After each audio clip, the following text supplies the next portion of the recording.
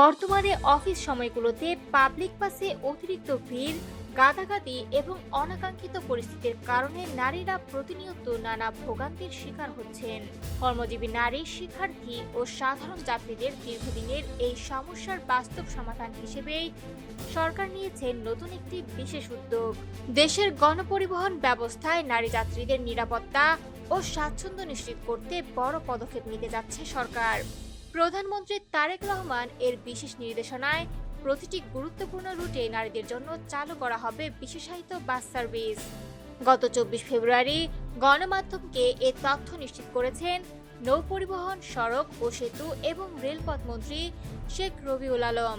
তিনি জানান, এই বিশেষ বাসগুলোতে চালক থেকে সুপারভাইজার পর্যন্ত সকল কর্মী হবেন নারী। এর ফলে নারী যাত্রীরা পাবেন একটি সম্পূর্ণ নিরাপদ, সুরক্ষিত এবং হয়রানিমুক্ত পরিবেশ। মন্ত্রী আরও বলেন, নতুন বাংলাদেশ গঠনের পথে নারীদের সক্রিয় অংশগ্রহণ নিশ্চিত করা অত্যন্ত গুরুত্বপূর্ণ। কর্মক্ষেত্রে নারীদের সংখ্যা বাড়ছে, কিন্তু নিরাপদ যাতায়াতের অভাব অনেক সময় বড় বাধা হয়ে দাঁড়ায়। সেই জায়গা থেকেই এই পরিকল্পনা নেওয়া হয়েছে। প্রাথমিকভাবে দেশের ব্যস্ত ও গুরুত্বপূর্ণ রুটগুলোতে পরীক্ষামূলকভাবে এই সার্ভিস চালু করা হবে।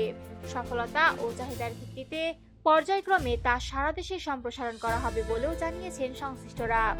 সরকারের প্রত্যাশা, এই উদ্যোগ বাস্তবায়িত হলে গণপরিবহনে নারীদের দীর্ঘদিনের ভোগান্তি অনেকাংশে কমে আসবে এবং পরিবহন খাতে সূচিত হবে এক নতুন অধ্যায়।